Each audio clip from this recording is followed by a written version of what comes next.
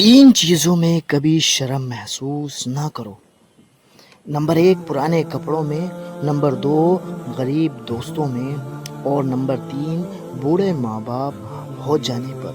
جو شخص صرف عقل مند ہے وہ قابل رحم حالت میں زندگی بسر کرتا ہے۔ جو شخص صرف عقل مند ہے،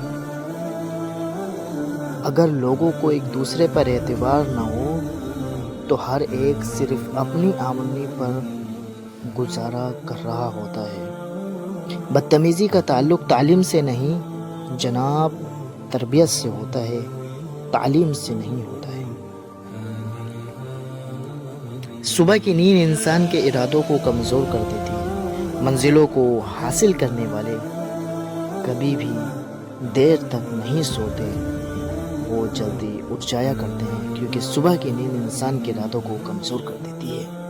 4 خوبیاں انسان کو باکمال بنا دیتی ہیں: ٹھنڈا دماغ، میٹھی زبان، نرم دل اور اس کے چہرے پر مسکراہٹ۔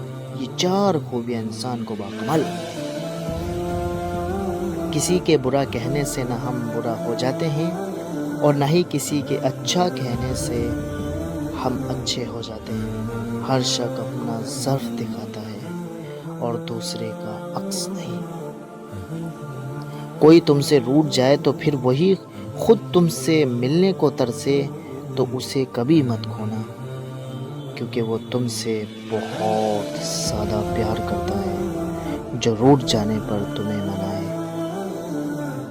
اچھے لوگوں کو تمہاری زندگی میں آنا تمہاری قسمت ہے، اور انہیں سنبھال کر رکھنا یہ جناب ہمارا ہنر ہے۔ رشتے بنانے سے پہلے رشتوں کا تقدس سیکھیں۔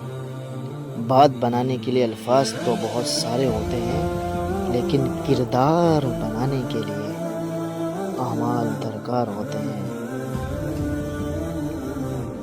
ہم کسی کے دل میں جھانک نہیں سکتے کہ کون کتنا مخلص ہے، لیکن وقت اور دوری احساس دلا دیتی ہے کہ نصیب کیسا بھی ہو، کہ اگر نماز اور قرآن سے مدد لے کر جو اللہ سے بھی مانگو ضرور ملتا ہے۔ اللہ سے جو مانگو ضرور ملتا ہے۔ لوگ پہلے آزادی کے لیے جنگ لڑتے ہیں، پھر قانون کو آواز دیتے ہیں اور آزادی اس کی نظر کر دیتے ہیں۔